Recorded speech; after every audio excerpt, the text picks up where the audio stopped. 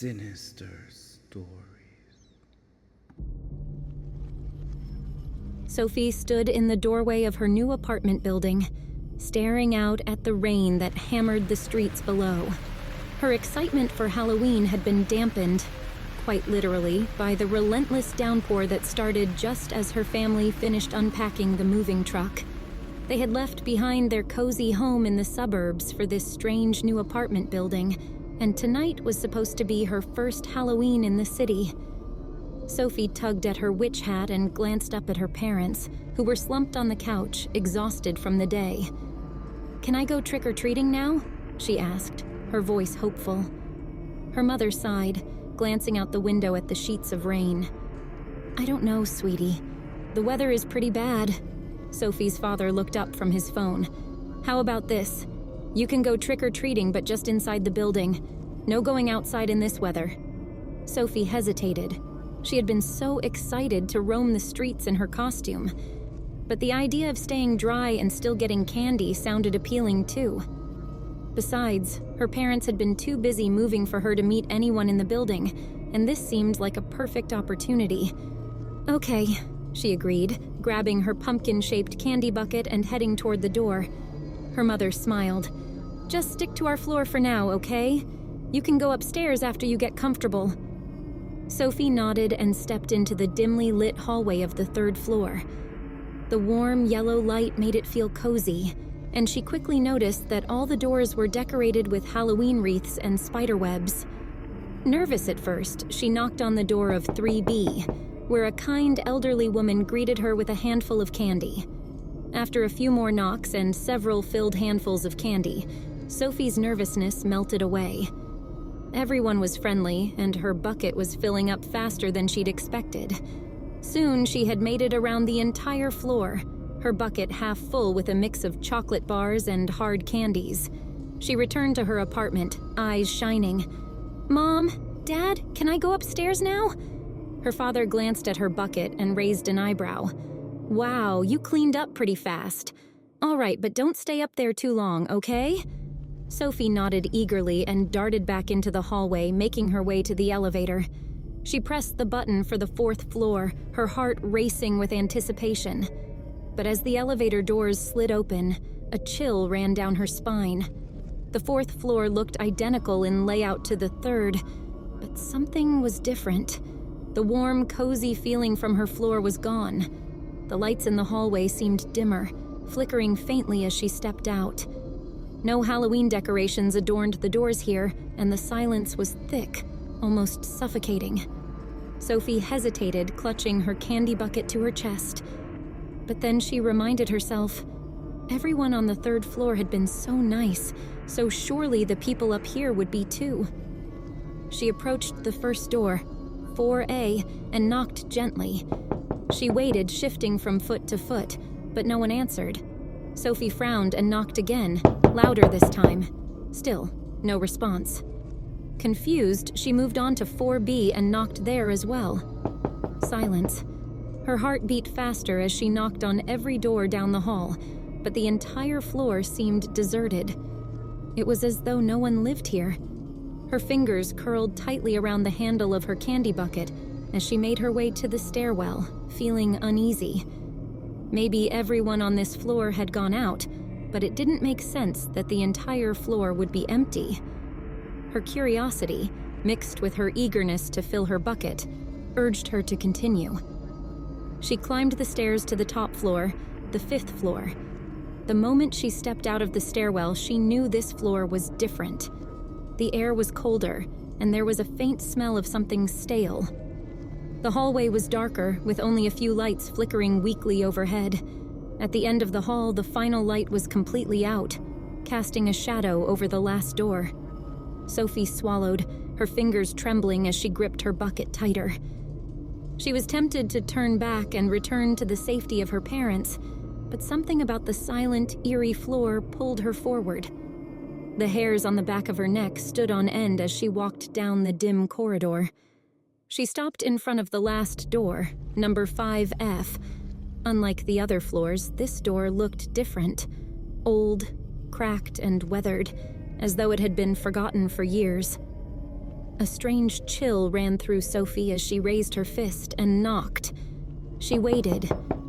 At first, there was nothing, just the faint hum of the flickering lights behind her.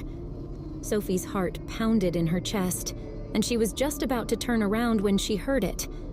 A creak. She took a step back, her hands trembling, eyes locked on the hallway. "Hello?" she called, her voice shaky.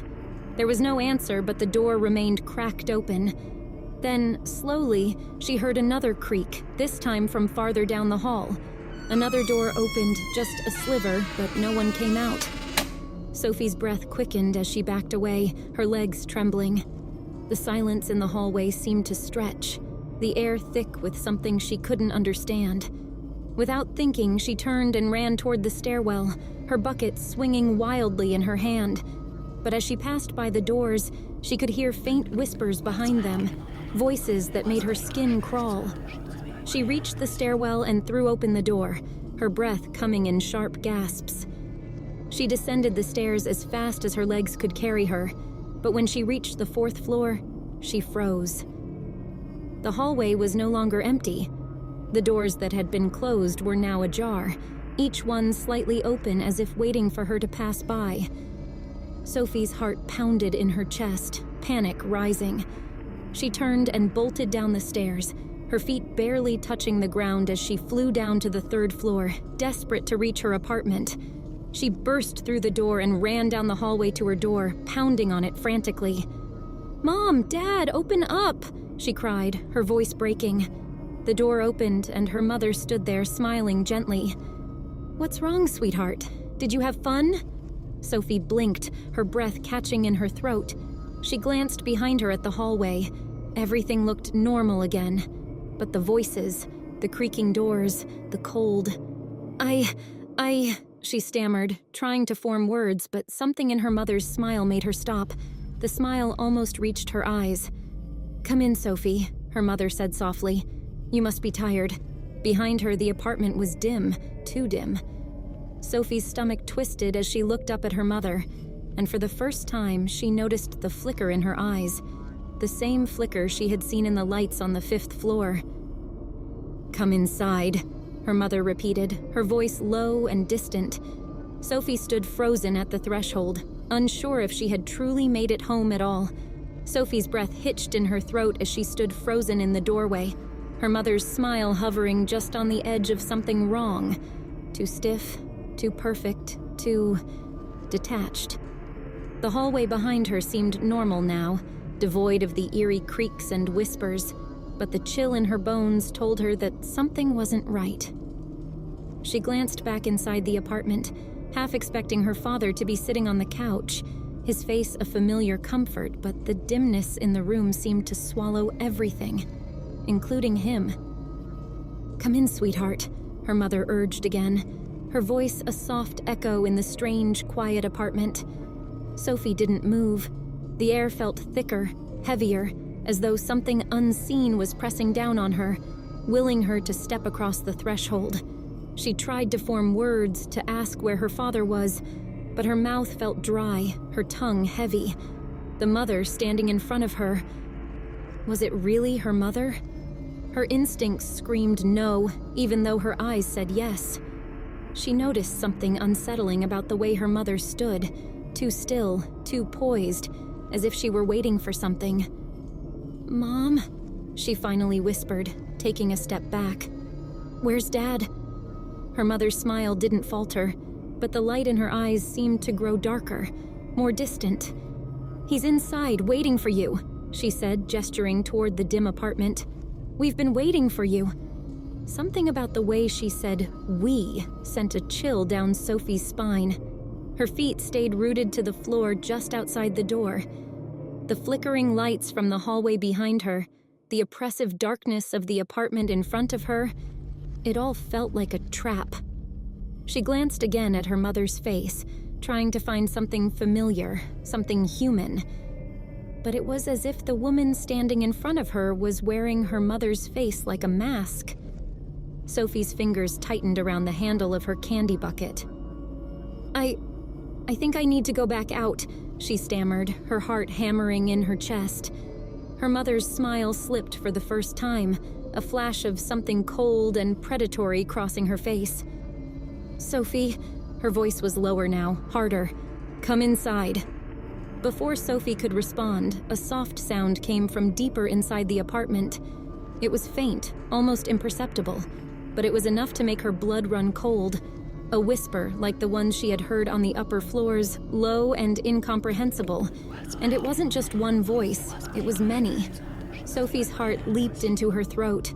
She turned sharply on her heel, bolting down the hallway toward the elevator. Her mother, or whatever that thing was, didn't call out to her again, but she could feel its presence lingering, watching her with that eerie, too-perfect smile. She smashed the elevator button repeatedly, praying for it to come quickly. As the doors opened with a ding, Sophie dashed inside and hit the button for the ground floor. She clutched her candy bucket to her chest as the doors slid shut, her heart pounding in her ears. The soft hum of the elevator moving downward did little to calm her. In fact, it only heightened her sense of dread. Every second felt like an eternity as the numbers above the door ticked down. Suddenly, the elevator shuddered, and with a sharp metallic groan, it came to a jarring halt. Sophie's stomach dropped as the lights inside flickered and then went out, plunging her into darkness. She fumbled for the emergency button, her fingers trembling as she pressed it, but there was no response. The elevator remained silent, still. Panic welled up inside her. She was trapped. She pressed her ear against the cool metal door, listening intently. For a moment, all she could hear was the pounding of her own heartbeat. But then, there it was again. The whispers, faint, echoing, and all around her. Her breath quickened as the voices grew louder, more distinct. It was as if they were coming from the very walls of the elevator itself. Sophie squeezed her eyes shut, her mind racing for a way out. She couldn't stay in here. The whispers were getting louder, more insistent. They seemed to swirl around her, wrapping her in a cocoon of unseen voices, all speaking at once, their words unintelligible but filled with malice. She clawed at the walls, desperate to find some way out, when suddenly the elevator jolted again and resumed its descent. The lights flickered back on as the elevator came to a stop at the lobby, the doors sliding open with a soft chime. Sophie stumbled out, gasping for breath, her legs shaking beneath her. The lobby was empty, the rain still lashing against the windows outside. But something felt off. Wrong. The air here was just as thick as it had been on the upper floors, and the shadows seemed to crawl along the edges of the room, darker than they should have been. She glanced around, searching for any sign of her parents, but the lobby was eerily deserted. Even the doorman who had smiled at her earlier was gone. Sophie turned toward the exit, her mind screaming for her to leave the building, to get out into the rain, to run as far away from here as possible. But as she took a step toward the door, something caught her eye. A figure stood in the far corner of the lobby, near the stairs that led back up to the apartments. Sophie's breath caught in her throat as she recognized the shape. It was her mother. But this time there was no pretense of normalcy. Her mother stood in the shadows, her face expressionless, her body unnaturally still. And behind her, emerging from the stairwell, were more figures. Too many to count. They were the neighbors, the ones Sophie had seen earlier on the 3rd floor, their friendly faces now blank, empty. They moved slowly, deliberately, their eyes fixed on her as they began to converge toward the center of the lobby. Sophie's legs locked in place. There was nowhere to run. The voices had returned, louder now, filling her head, pressing against her skull until she thought she might scream. They weren't whispers anymore. They were demands. "Come inside, Sophie. Join us. You belong here now." Sophie stumbled backward, her heart pounding wildly in her chest. She couldn't think, couldn't move. The figures were closing in, their footsteps eerily silent as they moved toward her, their eyes glazed and empty, their smiles twisted into something unnatural. Just as they reached her, the front door of the apartment building creaked open. A gust of cold, wet air rushed in and the figures paused, as though something had interrupted their march. Sophie didn't waste a second. She bolted for the door, her feet slamming against the tile floor as she threw herself outside into the pouring rain. The cold rain stung her skin, but she didn't care. She kept running, her breath coming in ragged gasps as she sprinted down the street, away from the building, away from the figures that still stood just inside the door, watching her with those cold, empty eyes. She didn't stop running until she was several blocks away, her legs burning, her heart thundering in her chest. She collapsed onto the wet pavement, gasping for breath, her witch hat long since lost to the wind. But even as she sat there, drenched and trembling, Sophie couldn't shake the feeling that she was still being watched. She glanced back at the dark silhouette of the apartment building in the distance. It loomed against the stormy sky, its windows dark, save for one, the window to her apartment.